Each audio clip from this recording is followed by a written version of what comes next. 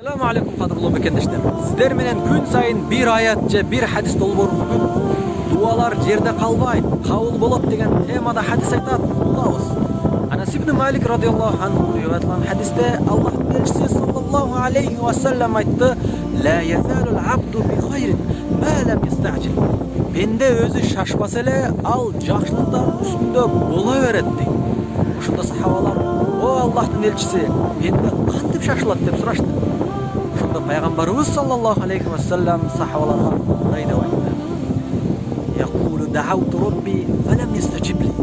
Чындыгында Роббиме дуа кылдым, бирок дуам кабыл болбой жатат деп пенденин айтышы деп. Сонда бул хадиске түшүндүрмө айта турган болсок, акыйкатта биз шашмабыз. Дуа кылып артынан эле шыр эле кабыл болсо экен дейбиз.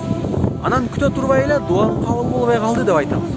Дуам кабыл болбой калды деп айткан туура эмес. Аллах Таала пенденин кылган дуасын таштап койбойт. Же анын дуасын бул дүйнөдө тезинен берет, же ахиретте соо берет. Же болбосо бул дүйнөдө анын сурагандан дагы 2 эсе, 3 эсе, 4 эсе